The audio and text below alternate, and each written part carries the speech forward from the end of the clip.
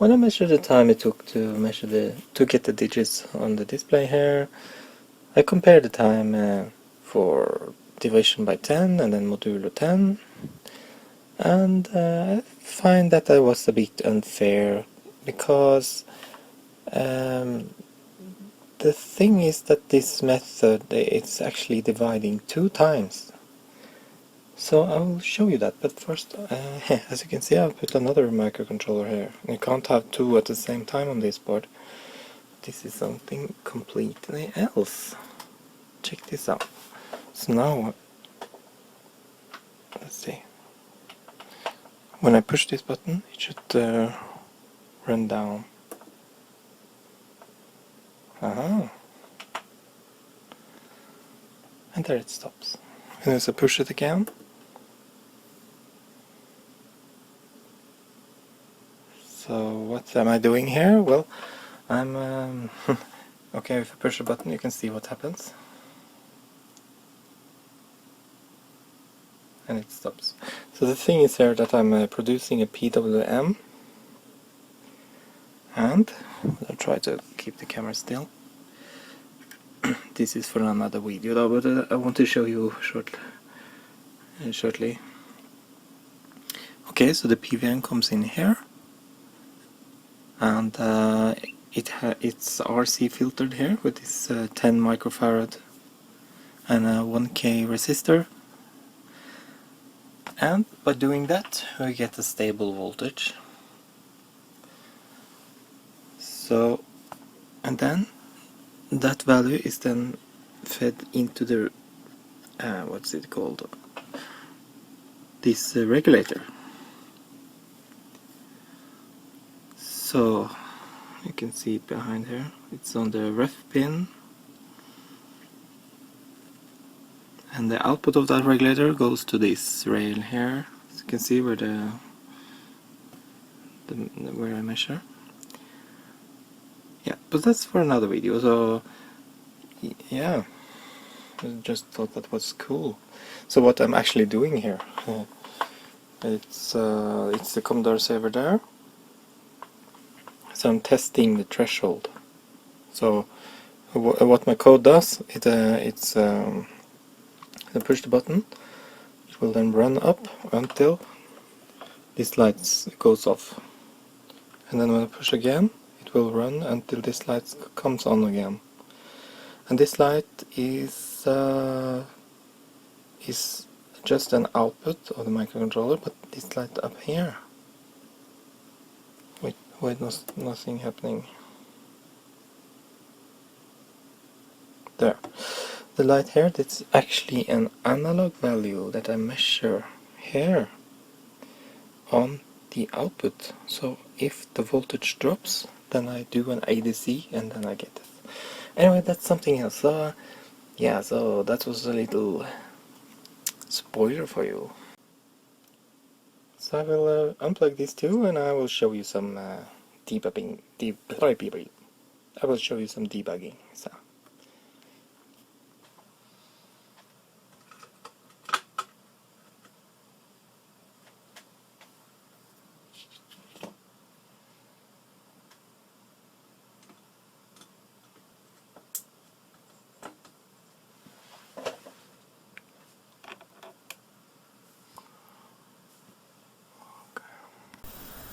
So last time we did several checks to see how fast all these routines was, and as you can see down at the bottom of the screen down here, it says 113, so that's what I read out from the timer. So that's how long this function takes. So and you can see it down here, into deck digit array, and I have written it down sometime else. So, and also this timer is running 4 times slower than the CPU clock, so therefore I just write down 113 and time it by 4 now, so I don't bother multiplying. Anyway, it gives me a measure of how fast it is, and this function here, I did check it with some other stuff I had. As you can see, the fastest one is 12, so that 230. Okay, so it's 12 or 30 depending on what value you put in. that one's very fast, and I took this function here and I did something to the modulo, such that the modulo calculation, which is normally takes 27 ticks, or that was the division anyway, the modulo 10, I did something there to get it down to 11. But we're still dividing that number by 10 after you take the modulo. And I think that's not fair, because, or that's not a fair comparison, because the thing is that when you take the modulo 10, then you're actually dividing one time, and then you divide by 10 afterwards, so you're doing the same twice. So let's have a look at that. So now we have to build this. So open project, and make it into a debug project, and we send away.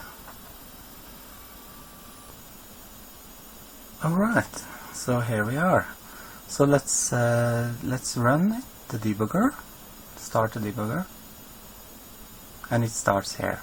So let's skip everything down to here. So what we do is do run to cursor. And now our program is here, so let's get in there. Step into. And here you can see we are going to do modulo 10. So let's see what happens then.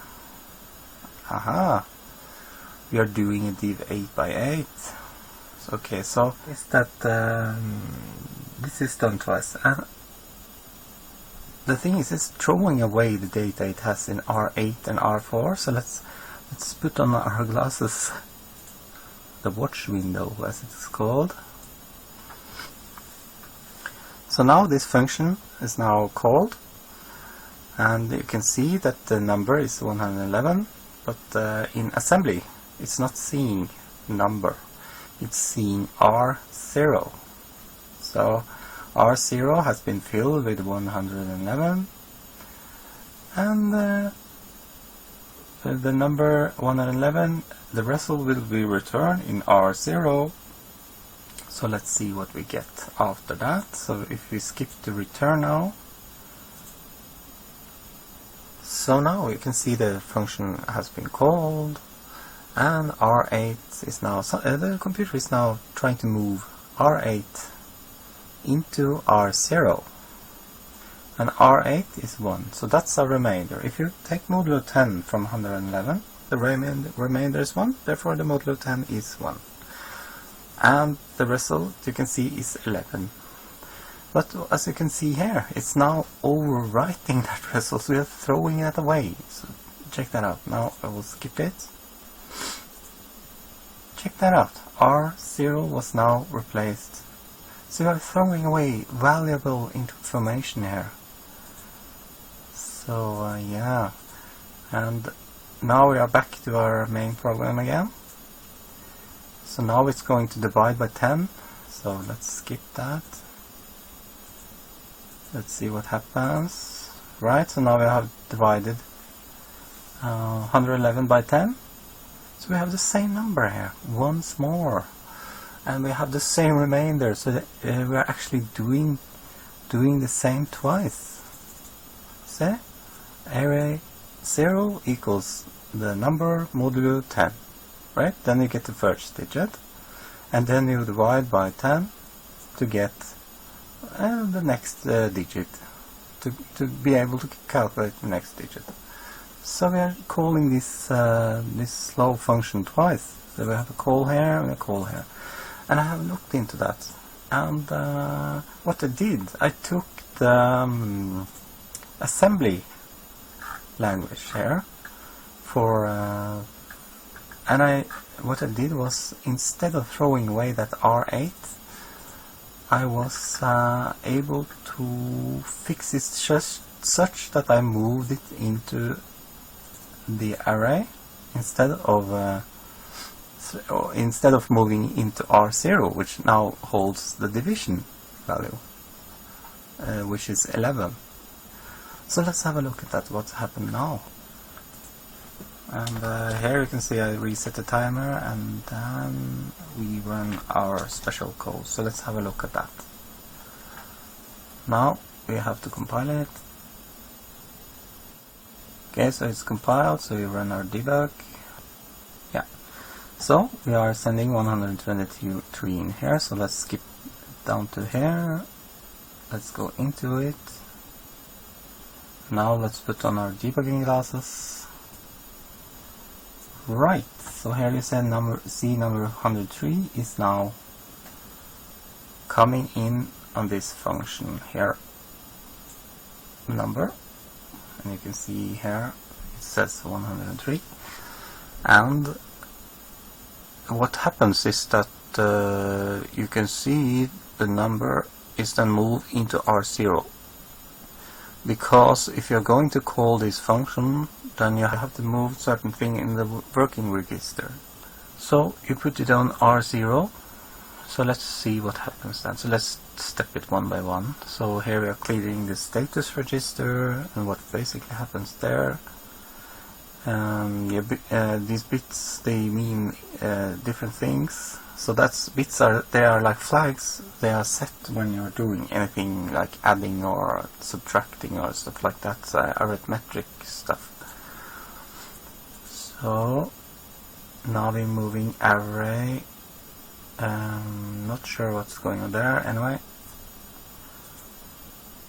so what is going on here is that I'm moving 10 into W, and then we are moving 10 as W into R4. So now you can see that R4 is 10. It was already 10, that's why it's not red anyway. So that means that this call function is now going to divide by 10. So, and the number now was moved into R0, so R0 is the number. So now when this function is called, and let's step out of it for now, and I have figured out there's a button here for doing that. So now we are here, and we can see that the result, the thing that this the function is returning, is R0 and R8. So if you divide 123 by 10, then you get 12 and 3 as remainder. So you're actually getting both the division and the remainder at the same time. So then I thought, well, why don't we just store these two numbers then? So then we don't have to do this twice, right? So now we are doing two divisions at the same time, because both this function here is making a call to divide x8. So yes, let's see what's going on. Let's continue. R0 is then moved into number. Check out, number becomes 12. So it's ready for the next computation. And now R8 is now moved into array. If you're going to move something onto an array, you have to deal with these special registers. So let's see, R8 is now moved into indirect address, and there it goes. So on your array you now got the first number in your number, which was 103, but now it's 12 though, because it has been divided by 10. So that was the first digit for the 0th digit. So now we repeat the process. If now I can show you how fast it is. So then we have to go to edit projects, go for release, and we have to remove the thing we are changed last time for the speed. It really doesn't matter how fast it goes, because a clock cycle is a clock cycle. Yeah, so you see the number is 61. So the number is then 61. So there's 61 times 4 CPU cycles. So that's much better than 113. So that's well, that's pretty close. So I thought I have a modulo algebra video that I have held back because I thought maybe it wasn't interesting to people to see it. So, but now I will append it to this video. So, and I hope someone will find it interesting. Of course, it's not like full coverage of modulo algebra. So, but I found it very interesting to find this these small functions here to calculate modulo. So, like here, for example, the binary position in modulo 10 is 1, 2, 4, 8, 6, 2, 4, 8. So those are the first digits in the binary position, like 1, 2, 4, 8, 16, 32, 64, 128, so take only the first number. Yeah, so I will explain it in the video. So, and also I took it a bit further though. You can see here I'm using a 32-byte array or two 16-byte arrays, and with some BCD addition theory, like here. So these are two BCD values, and there's some wrapping going on because these values are not really BCD. So, and you can see this number, they look very cryptical. So I will explain everything in the next video. So thank you for watching so far. So yeah, bye for now. Oh yeah, I just forgot to tell you how fast it was. The mod 10 add was 11 clock ticks, in contrast to the division by 10 or modulo 10, which is basically the same, just saving the remainder, not the result, which takes 27 ticks on the clock. So yeah, 27, 11. But however, since we are doing it twice, we need division anyway, so it's not really saving it that much. And the assembly hack, we got the number 89 down to 61, which was about half 113. So yeah.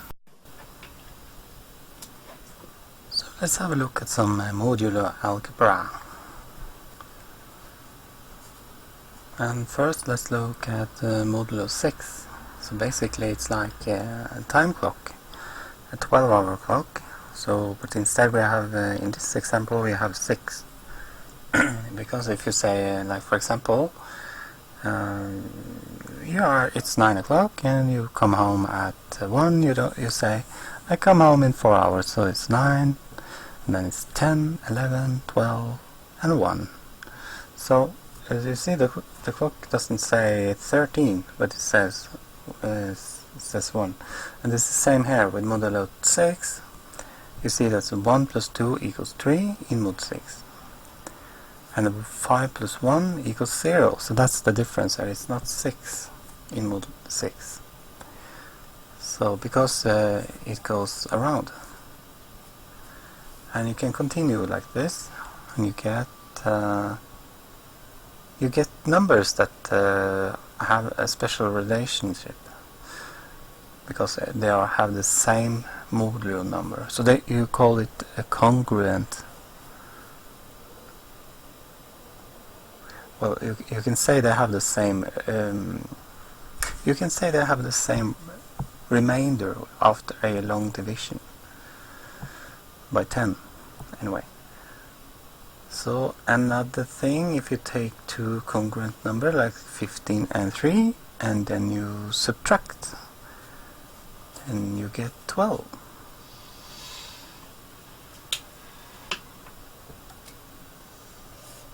Which is a multiple of the modulo. And the remainder of 12 is always 0 in mod 6. So the 12 divided by 6 is it's 2, and the remainder is 0. So yeah, so that's one relationship or property. So 15 mod 6 equals 3, and you can see here if I divide by 6, the remainder is 3.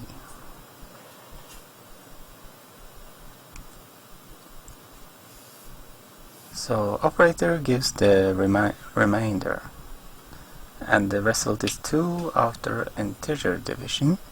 It's actually 2.5, but it's integer, so therefore it's rounded down or floored. And you can also see that 2 times 6, we go 2 times around the modulo circle there, and then we have to move another 3 to get to 15. Therefore our remainder is 3 now. So now let's look at mod 10. So it's all these values from 0 to 9, and then when you get back again you have 10, 11, 12, so I forgot to write 10 there, sorry, I just wrote 20. Anyway, so here you have the congruent number, and as you can see in mod 10 the last digits is always the modulo, or the remainder. So let's have a look at some congruent numbers, or some modulos. So here I'm going around the circle 2 times to get to 20, and another 4 to get to 24. And the same thing here with 17, we go 1 time around the circle, and then 7 steps to get to 20, or to 17, sorry. Yeah, so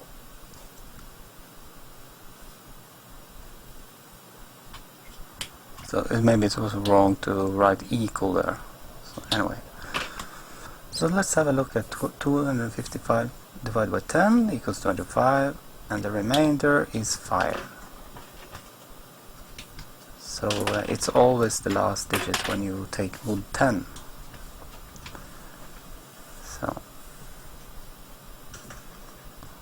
Okay, so I continued, the result was 25, and then I take divide by 10 another time, gets result 2, and remainder 5, and then 2 again. Yeah. So if you take all those together, you get 255. Anyway, let's also have a look at binary coded decimal, because we found something interesting there.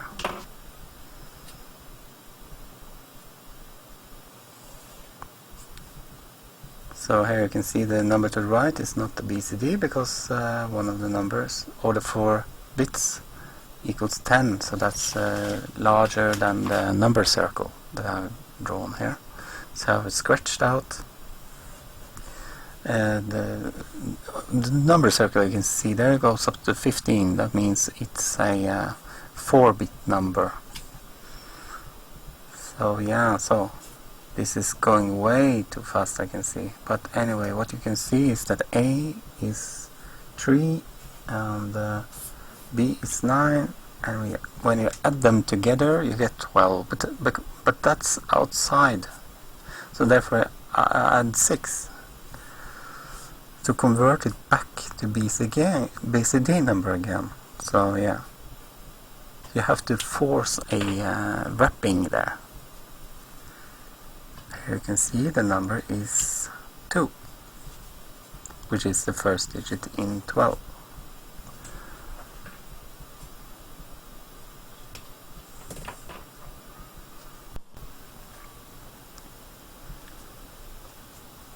So I'm thinking a little bit about this. So instead of doing this division, I want a table or some magic numbers, such that I get the modulo easier. Because you can see in binary, if you have an 8-bit binary, you can see that you have some numbers here. 1, 2, 4, 8, 6, as in 16, and 2 as in 32, and so on.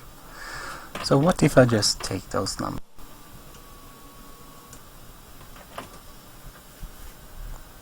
So let's take 128 plus 32 plus 4 is 164. So that's the binary number up there, the top. And then if we then use my technique here instead, and just looking at the first digit, you get 8 plus 2 plus 4 is 14.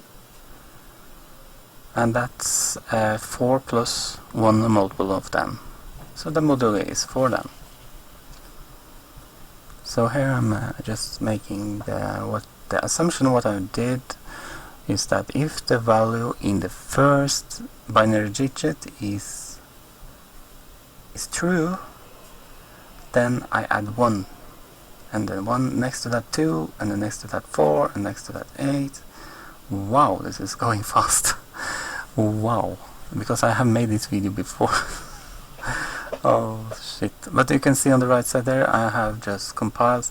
You can freeze the video and you can see what I've actually done there. So what about an array then? Maybe that's faster than... yeah, but 256 bytes is really much in this microcontroller. How about BCD addition? So let's look at that. Why do I want 16 elements? Because in 4 bits you can have 16 values. So let's say we have these two, A and B. And let's have two masks, F0 and 0F. And basically what I do is that I call a lookup table for each of those numbers and I add them together. And if the number is larger than 9, then I add 6 to wrap it around. And if the value is then larger than f, then I will then throw away that. So let's have a look at an example, because that didn't tell us very much. So we have the high part and the low part of that 8-bit. So we have actually two numbers in here. So the table is actually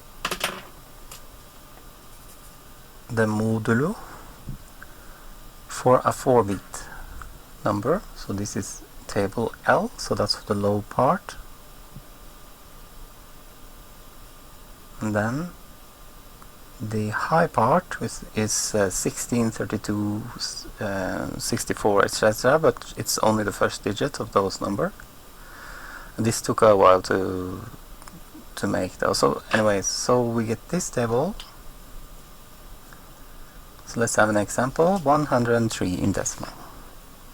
In binary, that is 0110 and 0111, which is B and A.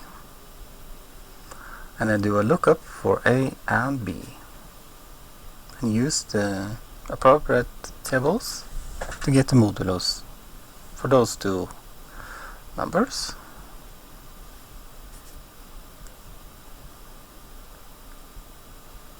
So you can see here 0110, that's 6.